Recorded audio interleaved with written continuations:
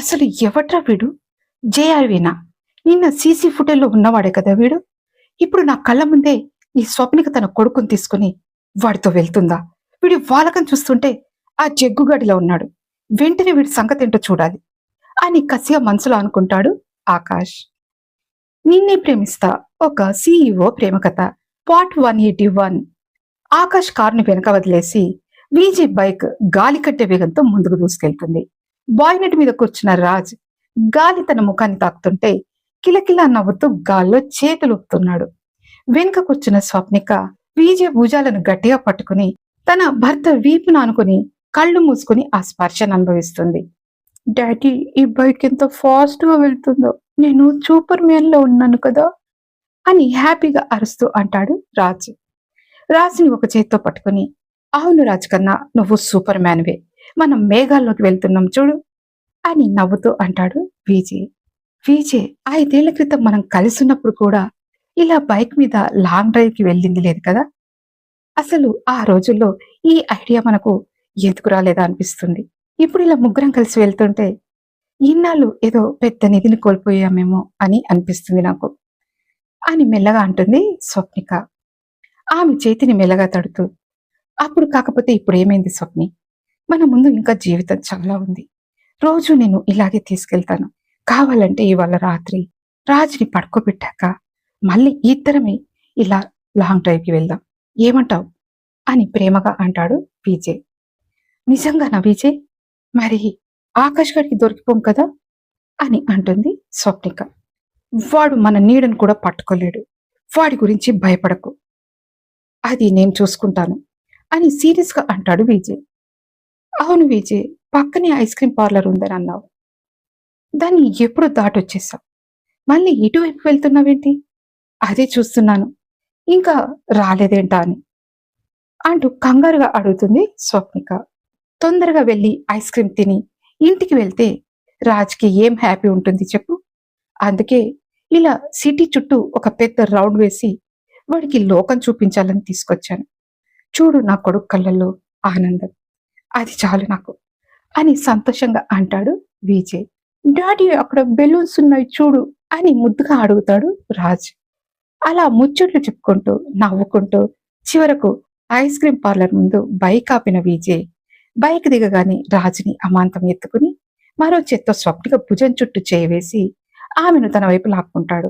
ముగ్గురి గుండెల్లో ఆనందం ఒక ఉప్పెన్ లైన్స్ పడుతుండగా ఆ ఆనందం వారి ముఖాల్లో ప్రస్ఫుటంగా కనిపిస్తుంది. అక్కడ ఉన్న జనాలందరూ ఆ జంటను చూసి ముచ్చటపడుతున్నారు. ఆ మాస్క్ వెనుక ఉన్నది ఒక డాన్ అని, ఆ నవ్వుల వెనుక 5 ఏళ్ల కన్నీటి గాథ ఉందని అక్కడున్న వాళ్ళకి ఎవరికీ తెలియదు. లోపలికి నడుస్తూ స్వప్నిక కళ్ళల్లోకి చూస్తున్న విజయ్, రెడీనా స్వప్ని, ఇవాళ మన రాజుకి నచ్చిన ఐస్ క్రీమ్ తినిపిద్దాం అని అంటాడు విజయ్. రెడీనే, కానీ వాడు ఈ ఐస్ క్రీమ్స్ చాక్లెట్స్ కొంచెం ఎక్కువ తిన్నా వాడికి వెంటనే కోల్డ్ ఎఫెక్ట్ అవుతుంది విజయ్. వాడికి కొంచెం ఇమ్యూనిటీ పవర్ తక్కువ అని నీకు తెలుసు కదా, వెంటనే ఫీవర్ వచ్చేస్తుంది, వాడికి బ్రీతింగ్ తీసుకోవడం కూడా ప్రాబ్లం అవుతుంది అని బాధగా అంటుంది స్వప్నిక. అలా అనగానే విజయ్కి ఒక్కసారిగా ఆకాష్ గుర్తుకు రాగానే కోపంతో అతని దవడ కండరాలు బిగుసుకుపోతాయి. ఐస్ క్రీమ్ పార్లర్లో ఒక మూలన ఉన్న టేబుల్ దగ్గర ముగ్గురు కూర్చుంటారు. విజయ్ తన మాస్క్ తీయలేదు, కానీ ఆ కళ్ళల్లో కనిపిస్తున్న ఆనందం స్వప్నికకు స్పష్టంగా అర్థమవుతుంది. 5 ఏళ్ల క్రితం కడుపులో ఉన్న రాజ్ ఇప్పుడు ఇంతవాడై తన తండ్రి ఎదురుగా కూర్చుని ఐస్ క్రీమ్ కోసం తాతలాడుతున్నాడంటే విజయ్ మనసు ద్రవించిపోతుంది. రాజ్కి చిన్న స్పూన్తో ఐస్ క్రీమ్ తినిపిస్తూ, ఎలా ఉంది రాజ్ కన్నా, నచ్చిందా అని ప్రేమగా అడుగుతాడు విజయ్. యామి డాడీ, నాకు ఇంకా కావాలి అని ముద్దుగా నవ్వుతూ అంటాడు రాజ్. నిన్నటి వరకు అంకుల్ అన్న పిలుపు విజయ్ గుండెను కొంచెం గిల్లేది.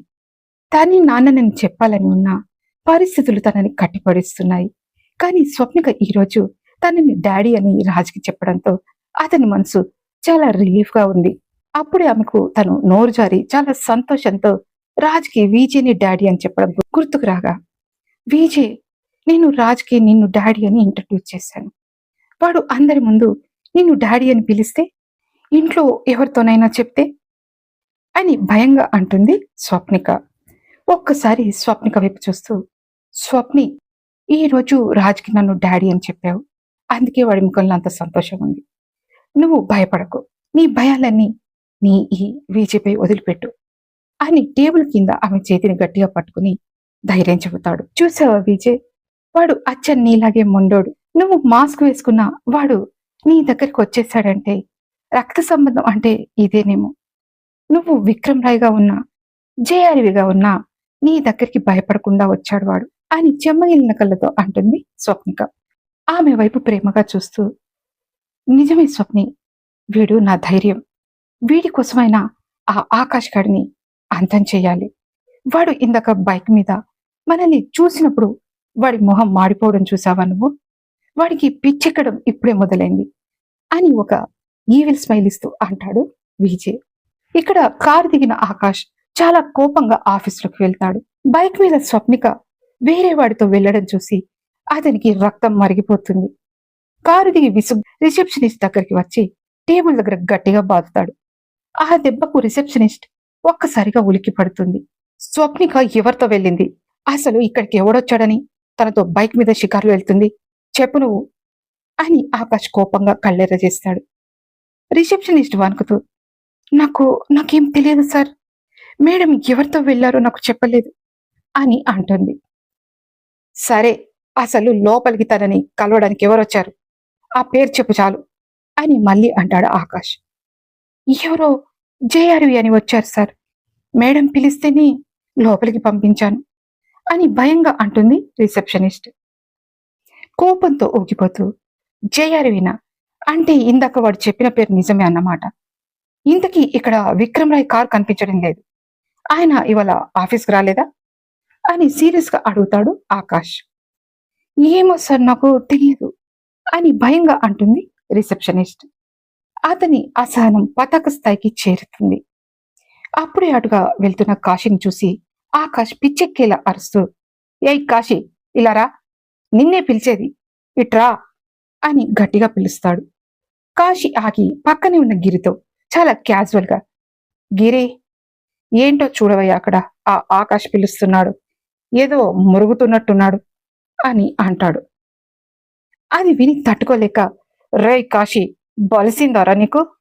ఎంత ధైర్యం ఉంటే నన్నే నిర్లక్ష్యం చేస్తావా? ఇక్కడికి నేనెవరో మర్చిపోయావా అని అరుస్తాడు. కాశీ ముఖంలో అసలు భయం లేదు. నిమ్మలంగా చేతులు కట్టుకొని నిలబడి గట్టిగా, మేనేజర్, మేనేజర్ అని పిలుస్తాడు. వెంటనే బౌన్సర్స్ లా ఉన్న ఇద్దరు సెక్యూరిటీ వాళ్ళు అక్కడికొచ్చి, చెప్పండి సార్, ఏం చేయాలి అని అడుగుతారు. ఆకాష్ వైపు వేలు పెట్టి చూపిస్తూ, ఇదిగో ఇతను ఎవరో తెలియదు కానీ ఇక్కడ నిలబడి ఏదేదో వాగుతున్నాడు. ఓసారి ఏంటో కనుక్కోండి. మన మేడం గారు, రాయ్ సార్ ఇప్పట్లో రారు. ఒకవేళ ఇతను జాబ్ కోసం వచ్చుంటే వాళ్ళు వచ్చే వరకు వెయిట్ చేయమని చెప్పండి. అంతేకాని ఇలా పిచ్చిగా అరిస్తే బయటకు పంపించేయండి అని చెప్పి ఆకాష్ ముఖ చూడకుండానే కాశీ అక్కడి నుంచి హుందాగా వెళ్ళిపోతాడు. ఆకాష్కి అవమానంతో ప్రాణం పోయినంత పనైంది. నిన్నటి వరకు తనకిక్కడ ఎదురులేదు. తన సొంత ఆఫీసులో అధికారం చెలాయించాడు. తప్పదు కాబట్టి అదే ఆఫీసులో గతి లేక తన మేనమామలు భూపతి పరశురాములు చెప్పినట్టు చచ్చుకుంటూ ఆ ముష్టి జాబ్ కోసం వస్తే అతన్ని ఎవడో అన్నట్టు ట్రీట్ చేయడం వాడు భరించలేకపోతున్నాడు. ఆ సెక్యూరిటీ వాళ్ళు వాడిని తదేకంగా చూస్తుంటే ఆకాష్ పళ్ళు కొక్కుతూ బయటకు నడిచాడు.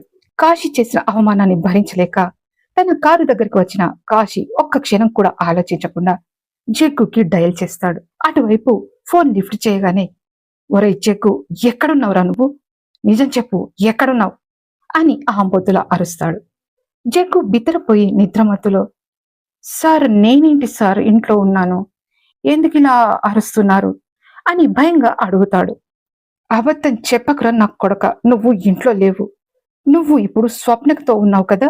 మారు వేషంలో వచ్చి తనని బైక్ మీద ఎక్కించుకుని వెళ్ళింది నువ్వే కదా. నిజం ఒప్పుకో, లేకపోతే నీ అడ్రస్ లేకుండా చేస్తాను అని మళ్ళీ అరుస్తాడు ఆకాష్. జగ్గు ఏడ్చినంత పనిచేస్తూ, అమ్మో సార్, ఇదెక్కడి గోలండి. నిన్న పబ్లో ఆ రాయిగాడు నన్ను కొట్టిన దెబ్బలకే నేను సచ్చి బతుకుతున్నాను ఇక్కడ. వాడి హైటు వెయిటు నాలా ఉన్నాడని ప్రతిసారి నన్ను ఇలా అనుమానంతో చంపేస్తారేంటి సార్? ఆయనెక్కడ, నేనెక్కడ? కావాలంటే ఇప్పుడే వీడియో కాల్ చేస్తాను చూడండి. నేను నా ఇంట్లో పడుకొని ఉన్నాను అని అంటాడు వాడు. ఆకాష్ కొంచెం తగ్గుతూ కానీ ఇంకా అనుమానంగా, సరే వీడియో కాల్ అక్కర్లేదు కానీ నేను చెప్పేది విను. ఆ రాయిగాడు ఎక్కడున్నాడో తెలియదు. కానీ ఇప్పుడు ఎవడో కొత్తగా జేఆర్వి అంట. వాడు స్వప్నికని తన బైక్ మీద ఎక్కించుకుని ఆఫీస్ పక్కనే ఉన్న ఐస్ క్రీం పార్లర్కి వెళ్ళాడు. వెంటనే మనోళ్ళని తీసుకుని ఆ పార్లర్కి వెళ్ళు. ఆ స్వప్నిక అక్కడ ఎవరితో ఉందో, వాళ్ళిద్దరూ ఎంత క్లోజ్ గా ఉన్నారో అన్ని ఫోటోలు తీసి నాకు పంపించు. వాడి ముఖం మాస్క్ వెనుక ఉన్నా సరే వాడు ఎవడో నాకు తెలియాలి. వాడు నన్ను చూసి నవ్వుతాడా, నా ముందే నా స్వప్నికని తీసుకెళ్తాడా? వెళ్ళు, ఒక్క నిమిషం కూడా లేట్ చేయకు. ఆ ఫోటోలే ఆ స్వప్నిక క్యారెక్టర్ ని రోడ్డు మీద పడేయడానికి నాకు ఆయుధాలు కావాలి. వెళ్ళు అని కోపంగా అంటాడు ఆకాష్. అలాగే సారు, ఇప్పుడే బయలుదేరుతున్నాను అని అంటాడు జగ్గు. ఆకాష్ ఫోన్ కట్ చేసి కారు స్టీరింగ్ మీద గట్టిగా బాదుతూ, స్వప్నిక, ఈ 5 ఏళ్లలో నిన్ను ఎవరు తాకకుండా నేను కాపలా కాశాను. కానీ ఇప్పుడు ఎవడో రోడ్డు మీద పోయేవాడి కోసం నన్ను కాదని వెళ్తావా? ఇవాళ ఆ జేఆర్వి గాడి ఫోటోలు బయటకొస్తే నీ పరువు బజార్న పడాలి. అప్పుడు నువ్వు నా కాళ్ళ దగ్గరకు రాకపోతే చూడు అని అంటాడు ఆకాష్. ఇక్కడ పార్లర్ దగ్గర అప్పుడే బయట నుండి జగ్గు పంపిన గుండాలు దూరం నుండి ఫోటోలు తీయడం విజయ్ గమనిస్తాడు. అతను భయపడలేదు సరికదా, దీన్ని ఆకాష్ని దెబ్బతీయడానికి వాడుకోవాలని అనుకున్నాడు. చిలిపిగా నవ్వుతూ, స్వప్ని అటు చూడు, ఆ ఆకాష్ కుక్కలు ఫోటోలు తీస్తున్నాయి మనల్ని. ఇప్పుడు నేను నీకు చాలా దగ్గరగా వస్తాను. మనం క్లోజ్ గా ఉన్న ఫోటోలు వాడికి చేరాలి. మనం క్లోజ్ గా ఉన్న ఫోటోలు వాడికి చేరాలి. వాడిని చూసి వాడు కుల్లి కుల్లి ఏడవాలి అని అంటాడు విజయ్. మెల్లిగా స్వప్నిక జుట్టును సరిచేస్తున్నట్టుగా ఆమె దగ్గరకు వంగి ఆమె కళ్ళల్లోకి రొమాంటిక్ చూస్తూ మాట్లాడసాగాడు విజయ్. స్వప్నిక కూడా అతని కళ్ళల్లోకి చూస్తూ మైమర్చిపోతుంది. రాజ్ మాత్రం తన ఐస్ క్రీమ్ లో మునిగిపోయాడు. బయట నుండి చూసే వాళ్ళకు అది ఒక కొత్త జంట ఏకాంతంగా ఉన్నట్టు కనిపిస్తుంది. స్వప్ని రేపు ఆఫీస్లో వాడు ఈ ఫోటోలు చూపించి నిన్ను బ్లాక్మెయిల్ చేస్తాడు. అప్పుడు నువ్వు అస్సలు తగ్గకు. అవును, నాకు అతనంటే ఇష్టం, నువ్వేం చేస్తావు అని వాడికి సవాల్ విసురు. వాడు ఆవేశంలో చేసే పొరపాట్లే మనకు సాక్ష్యాలవుతాయి అని సీరియస్ గా అంటాడు విజయ్. ఖచ్చితంగా విజయ్, వాడిని నాశనం చేయడానికి నేను దేనికైనా సిద్ధం. మన కుటుంబం మళ్ళీ ఒక్కటవ్వడానికి నేను ఆ మృగంతోనైనా పోరాడతాను అని తను కూడా సీరియస్ గా అంటుంది. ఐస్ క్రీం పార్లర్లో స్వప్నికతో ఉన్న విజయ్కి ఆకాష్ మనసులో అక్కడ ఉండడంతో వెంటనే తన ప్లాన్ అమలు చేస్తాడు. స్వప్ని, నేను ఒక్క నిమిషం వాష్రూమ్లోకి వెళ్ళి వస్తాను. జేఆర్యుల మార్వేషన్లో ఉన్న సంతానం ఇక్కడికి వస్తాడు. నువ్వు రాజు వాడితో కలిసి బైక్ మీద ఆఫీస్కి వెళ్ళిపోండి. నేను రాయ్ గిటప్లో ఆఫీస్ దగ్గరకు వస్తాను అని అక్కడి నుంచి వెళ్ళిపోతాడు విజయ్. విజయ్ వెళ్ళిన కొద్దిసేపటికే ఇంచుమించు విజయ్ హైట్ కి దగ్గరలో ఉన్న సంతానం సరిగ్గా విజయ్ లానే డ్రెస్ మాస్క్ వేసుకుని అక్కడికి వస్తాడు. జగ్గుగాడు వాడు విజయ్ అనుకొని భ్రమపడతాడు. సంతానం స్వప్నికను రాజుని తీసుకొని బైక్ మీద రైమని దూసుకెళ్ళిపోతాడు. ఇక్కడ ఆఫీస్ ముందు నిశ్శబ్దంగా ఉన్న వాతావరణాన్ని చీల్చుకుంటూ Vikram Roy black colour cars వచ్చి ఆగుతాయి. కార్ ఆగడం ఆలస్యం. విక్రమ్ రాయ్ వేషంలో ఉన్న విజయ్ హుందాగా దిగుతాడు. అది చూసిన కాశీ పరుగు పరుగున ఎదురెళ్తాడు. వెనకే ఆకాష్ కూడా కుళ్ళుకుంటూ వెళ్తాడు. సరిగ్గా అప్పుడే ఆకాష్ కి జగ్గు నుండి ఫోన్ వస్తుంది. ఆకాష్ ఫోన్ ఎత్తి, చెప్పు జగ్గు, ఏమైంది అని ఆతృతగా అడుగుతాడు. సార్, స్వప్నిక మేడం ఆ జేఆర్వి గాడు ఇంకా ఇక్కడే ఉన్నారు సార్. వాడు ఇప్పుడే వాష్రూమ్ నుండి వచ్చి బైక్ స్టార్ట్ చేస్తున్నాడు అని కంగారుగా అంటాడు జగ్గు. సరే, మీరు అక్కడే ఉండండి, వాడు ఎవడో పక్కగా ఫోటోలు తీయండి అని అసహనంగా అంటాడు ఆకాష్. కానీ జగ్గు చూస్తుండగానే సంతానం బైక్ మీద వాళ్ళని తీసుకుని వెళ్ళిపోతాడు. సార్ సార్, ఇప్పుడే వెళ్ళిపోతున్నారు సార్ అని అరుస్తాడు జగ్గు. వేదవల్లారా, వాళ్ళని ఫాలో అవ్వండి, వాడు ఎక్కడికి వెళ్తున్నాడో చూడండి మొదలు అని కోపానికి వస్తాడు ఆకాష్. ఫోన్ కట్ చేసి ఆకాష్ వెనక్కి తిరిగేసరికి విజయ్ విక్రమరాయ్ గెటప్ లో కాశీని అడుగుతున్నాడు. కాశీ, స్వప్నిక మేడం ఎక్కడ, ఆఫీసులో లేరా అని అడుగుతాడు. ఆకాష్ మధ్యలో దూరి కోపంగా, తాను ఎక్కడుంటే మీకెందుకు రాయ్ గారు? ఆఫీస్ పని వదిలేసి ఎవడో పనికి మళ్ళా జేఆర్వి గాడితో ఐస్ క్రీం పార్లర్లో కులుకుతుంది. వాడి బైక్ మీద ఎక్కి షికార్లు కొడుతుంది. అసలు తను ఏమనుకుంటుంది అని గట్టిగా అంటాడు వాడు. వీచే ఆకాష్ వైపు తీక్షణంగా చూస్తూ గంభీరంగా, ఆపు ఆకాష్, ఆమె తనకిష్టమైన వాడితో వెళ్తుంది. అందులో నీకేంటి ప్రాబ్లం? నువ్వేమైనా ఆమె మొగుడివా? ఆమె పర్సనల్ విషయాల్లో నువ్వెందుకంతగా ఇన్వాల్వ్ అవుతున్నావు? బిజినెస్ పార్ట్నర్గా నేను అడిగితే ఒక అర్థం ఉంది, నువ్వు అడగడం ఏంటి అని తన బేస్ వాయిస్ తో అడుగుతాడు. ఆకాష్ నోరెళ్ళబెట్టి, అంటే తన క్యారెక్టర్ గురించి మీకు బాధ లేదా అని అయోమయంగా అడుగుతాడు. క్యారెక్టర్ గురించి మాట్లాడే అర్హత నీకు లేదు ఆకాష్, నువ్వు నీ పని చూసుకో అని గట్టిగా అంటాడు విక్రమ్ రాయ్. సరిగ్గా అప్పుడు ఆఫీస్ గేట్ ముందు సంతానం బైక్ ఆపగా స్వప్నిక రాజు దిగగానే అతను ఒక్క క్షణం కూడా ఆగకుండా రయ్యమని వెళ్ళిపోతాడు. స్వప్నిక రాజునెత్తుకొని చాలా హుందాగా ఆఫీస్లోకి అడుగు పెడుతుంది. ఇటు విజయ్ అటు ఆకాష్ ఇద్దరు ఆమె వైపే చూస్తున్నారు. స్వప్నిక ముఖంలో ఉన్న ఆ ప్రశాంతత చూసి ఆకాష్ కి ఫ్యూజ్ ఎగిరిపోతాయి. అసలు ఏం జరిగిందో వాడికి అర్థం కాదు. విజయ్ విక్రమ్ రాయ్ని చూసి నవ్వుతూ, గుడ్ మార్నింగ్ రాయ్ గారు అని పలకరిస్తుంది స్వప్నిక. గుడ్ మార్నింగ్ తర్వాత ఇప్పటి వరకు నువ్వు ఎక్కడికి వెళ్ళావు? ఇక్కడ ఆన్సర్ చెప్పు అని గట్టిగా అడుగుతాడు ఆకాష్. వాడు అలా అడగడంతో స్వప్నికకు ఎక్కడలేని కోపం వస్తుంది. మళ్ళీ వాడి చెంప మీద ఈడ్చి ఒక దెబ్బ కొట్టి, నువ్వు మాటి మాటికి నన్ను క్వశ్చన్ చేయకు, నా ఇష్టం, నేను ఎక్కడికైనా వెళ్తాను, ఎవరితోనైనా తిరుగుతాను, నీకేంటి నొప్పి? నోరు మూసుకుని నీకు ఇచ్చిన పని చేసుకో, వెళ్ళిక్కడి నుంచి అని గట్టిగా అంటుంది స్వప్నిక. ఆకాష్ కోపంగా ఆమె వైపు చూస్తూ అక్కడి నుంచి తనకిచ్చిన క్యాబిన్ దగ్గరికి వెళ్ళిపోతాడు. విజయ్ స్వప్నికలు ఒకరి ముఖం ఒకరు చూసుకుని నవ్వుకోగా, బాస్, మన బోర్డు మీటింగ్ కి టైం అవుతుంది, అందరూ వచ్చేశారు, మీకోసమే వెయిటింగ్, ఇంకా ఫౌండర్ సార్, చైర్మన్ సార్ కూడా వచ్చారు అని అంటాడు కాశీ. కాన్ఫరెన్స్ హాల్లో సీరియస్ గా మీటింగ్ జరుగుతూ ఉండగా ఇంతలో ఆకాష్ అక్కడికి వస్తాడు. స్వప్నిక ఫోన్ కి కొన్ని ఫోటోలు, ఒక వీడియో వస్తుంది. తలెత్తిన స్వప్నికకు ఎదురుగా ఆమె వైపు చూస్తూ ఒక వెకిల్ నవ్వు నవ్వుతాడు ఆకాష్. ఏమీ తెలియనట్టు వాడి వైపు అమాయకంగా చూస్తుంది స్వప్నిక. ఇప్పుడు అక్కడికి వచ్చిన ఆకాష్ ఏం చేస్తాడు? స్వప్నికను బెదిరిస్తాడా? అప్పుడు విక్రమ్ రాయ్, విజయ్ ఏం చేస్తాడు? బోర్డు మెంబర్స్ లో ఉన్న రమేష్, రవిచంద్ర, కృష్ణమూర్తిలకు ఆకాష్ ఏం చెబుతాడు?